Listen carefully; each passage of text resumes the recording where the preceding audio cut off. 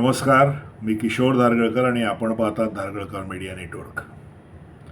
मित्रांनो, महाराष्ट्रामध्ये निवडणुकीची जी काही रणधुमाळी चाललेली आहे त्याच्यामध्ये अनेक गोष्टी घडत आहेत. आता नुकतीच एक बातमी अशी आलेली आहे की यवतमाळला उद्धव ठाकरे साहेब एका सभेकरता त्यांचं जेव्हा हेलिकॉप्टर उतरलं त्याच्यानंतर त्यांच्या बॅगेची तपासणी करण्यात आली. आता ही तपासणी रुटीनही असू शकते कदाचित, मला माहीत नाही म्हणजे काय त्याच्या मागचं कारण काय आहे. अमोल कोल्हेंची बॅगसुद्धा तपासण्यात आली असं म्हणतात. आता आपण बोलतो आहोत उद्धव ठाकरे साहेबांच्या संदर्भामध्ये. जेव्हा एखाद्या मोठ्या नेत्याची बॅग तपासली जाते तर त्याची बातमी निश्चित होते, तशी ही बातमी झाली. त्याच्यानंतर उद्धव साहेब बऱ्यापैकी त्याच्यावरनं उखडले आणि त्यांनी मोदी आणि शहा यांची पण बॅग तपासली जाते का असा प्रश्न विचारला. तो साहजिक आहे, कारण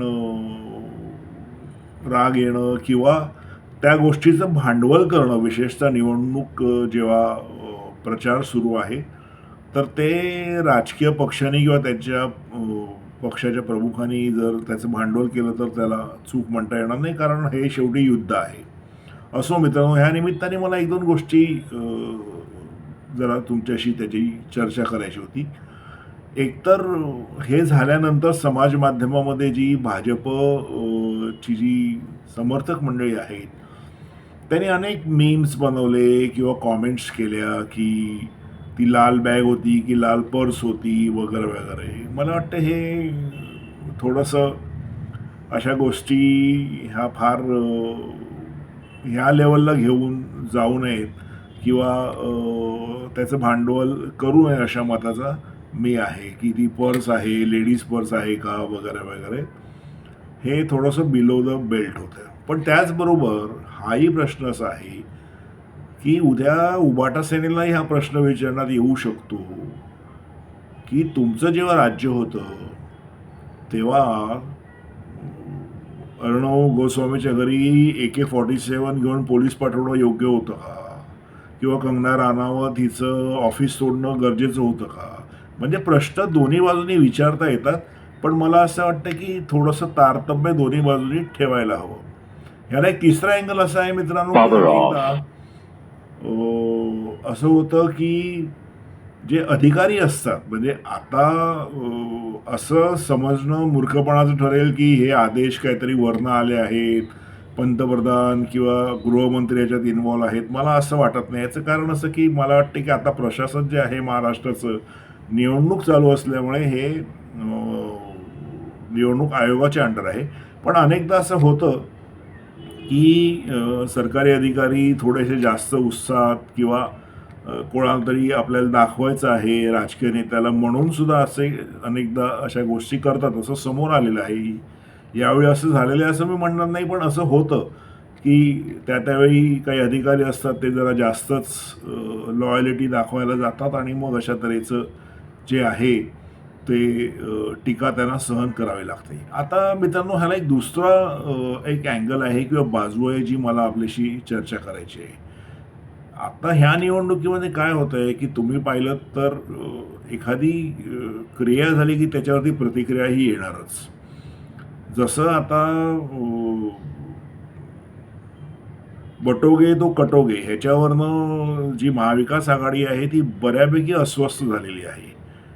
पण त्याचबरोबर त्यांनी हे लक्षात ठेवावं की हा जो काही नारा दिला जातो आहे तो कुठल्या गोष्टीची प्रतिक्रिया आहे. तर त्याच्या बाबतीमध्ये तुम्ही बघाल तर अनेक महाविकास आघाडीमधले जे उमेदवार आहेत ते मुस्लिम जे उलेमा आहेत किंवा जे काही धर्मगुरू आहेत त्यांच्याकडे जाऊन फतवे काढायला त्यांना बाध्य करता आहेत किंवा त्यांच्याकडनं असे फतवे काढतायत की तुम्ही महाविकास आघाडीलाच मतं द्या. जर तुम्ही असं करणार असाल, धर्माच्या नावावरती एखाद्या मौलवीला किंवा धर्मगुरूंना जर सांगणार असाल की तुम्ही फतवे आमच्या बाजूनी काढा, तर निश्चितपणे त्याला उत्तर म्हणून जे हिंदुत्ववादी संघटना आहेत त्यांनी बटोगे तो कटोगे ही जी काय प्रतिक्रिया दिलेली आहे ती चुकीची असं म्हणता येणार नाही ना. मुळामध्ये धर्म हा राजकारणात आणू नये, हे जर तत्त्व सगळ्यांनी पाळलं तर असं होणार नाही. पण तुम्ही क्रिया केली तर त्याची प्रतिक्रिया होणार आणि निश्चित तशी ती झालेली आहे. त्याच्यामुळे उगाचच योगी आदित्यनाथ दादा म्हणतात तसे अजितदादा, की ही भूमिका इथे चालणार नाही. तर ते मला वाटतं की तेही बरोबर नाही आहे.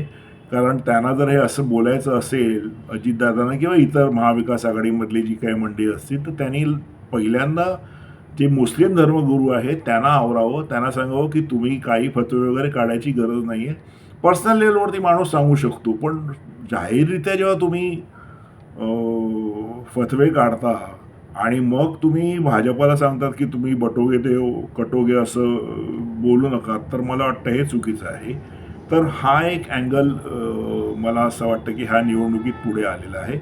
अर्थात अजूनही मला असं वाटतं की उद्धव ठाकरे हे एका मोठ्या राजकीय पक्षाचे प्रमुख आहेत. अशावेळी त्यांची बॅग तपासणं अगदी फार मोठं कारण असेल तर गोष्ट वेगळी. असू शकतं आणि नसूही शकतं, पण माझ्या मते नसावं. पण अशावेळी त्यांची बॅग तपासणं खरंच गरजेचं होतं का? याचा विचार जे प्रशासनिक अधिकारी आहे, ज्यांनी हा निर्णय घेतला त्यांनी मला वाटते करायला हवा होता. आणि जे काही सरकारी जी काही उच्चपदस्थ अधिकारी असतील त्यांनी या बाबतीमध्ये थोडंसं तारतम्य बाळगावं असं मला वाटतं.